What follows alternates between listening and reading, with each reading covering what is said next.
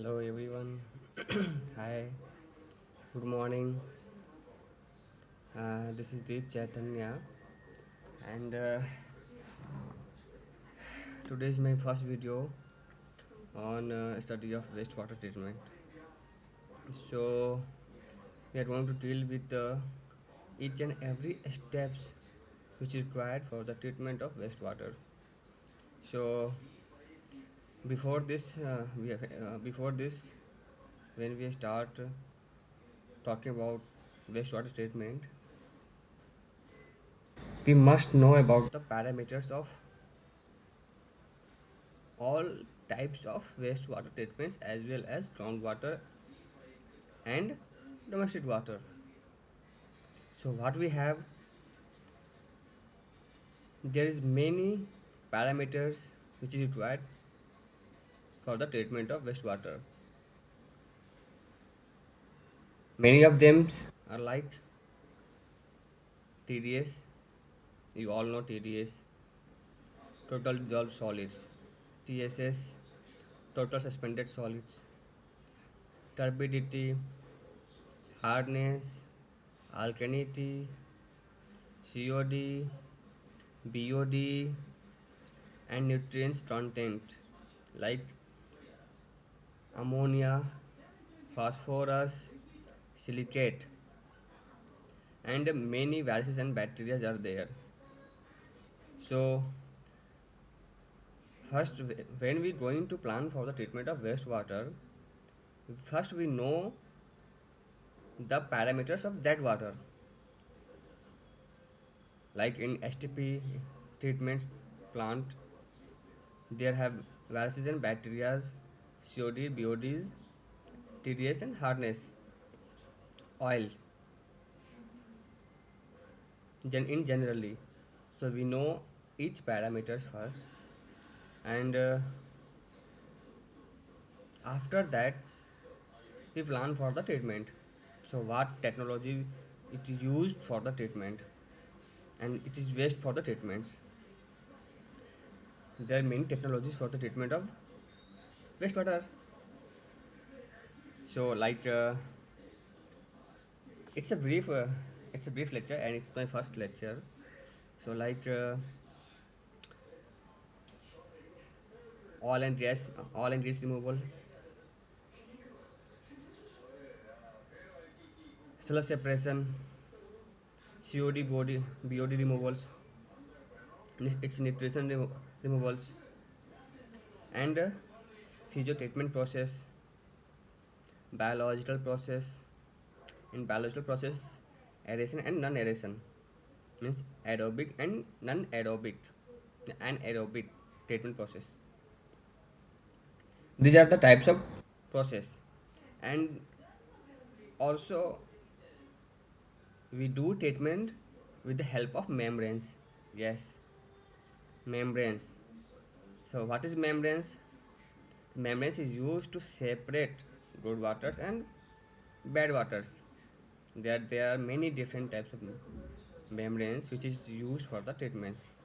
Each and every membranes have its specific pore size which used to remove that nutrients, bacteria, viruses, TDS, and these all things. So uh, different types of membranes we are talking. We are going to talking first of all ultrafiltration UF, and also MBR, the membrane bioreactor membranes. So what is the pore size of these two membranes? Uh, the approximate pore size of these two membranes are 0.02 microns to 0.04 microns. So what is pore size? Pore size is the diameter of hole in membranes through which water passes. So the pore size is 0.02 to 0.04 microns. So what we have, only those elements will pass through that pore size which have diameter 0.024 0.02 to 0.04 microns or less than this. And after this treatments, if you want to remove if you want to remove TDS, if you want to get pure clear water, there's no color, there's no TDS, there's no hardness, there's no COD, there's no BOD, then we go on RO membrane. So what is RO membranes? It's a reverse osmosis. And why we are talking about we goes on RO membranes?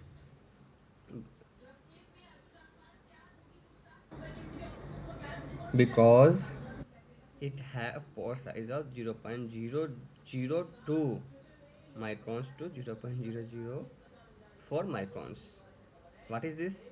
And before we are talking about this pore size of RO membrane, we must know the diameter of H2O molecules, means diameter of water. Do you know? Yeah, okay. So diameter of water is 1.7 angstrom, means it's a 2 angstrom approximate. And if you ask in microns, means 0.0002 angstroms. And there is no element which dissolve in water which have diameter is less than the diameter of water. So do you understand what I'm trying to saying? I'm trying to saying that RO membrane is used to pass only water elements through pore size of RO membrane. And here it is the last steps where all the minerals are removed from water and you get pure H2O2.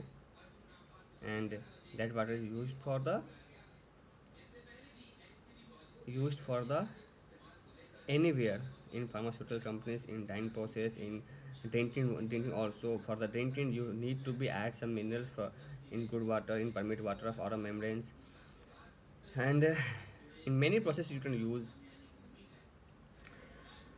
And what we have to do on off rejects from outer membranes of all minerals. So for this, uh, there is some good water which is mixed with the all minerals, all the viruses, or the TDS or the COD BODs are there. It's a concentrated water of more contaminated elements. So what we have to do? So first, for this we need to evaporate and concentrate it more and more and more to convert it into solid forms of all minerals. And what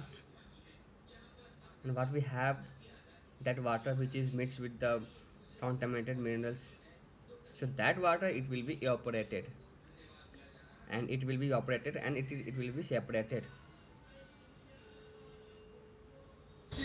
in vapor forms, and that vapor it will be condensed and will get also good water.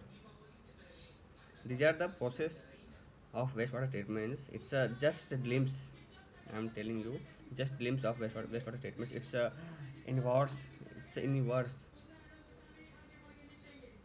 When we are going to discuss in deeply, in step by step, for the treatment of wastewater, it will take more and more and more time. So this is the my first lecture, and in this lecture I'm just briefing about the wastewater treatments of Geraldi plants and many different plants. So on next lecture we are going to discuss each and small things and in deeply of wastewater treatments from initial to last. So thank you very much for watching me.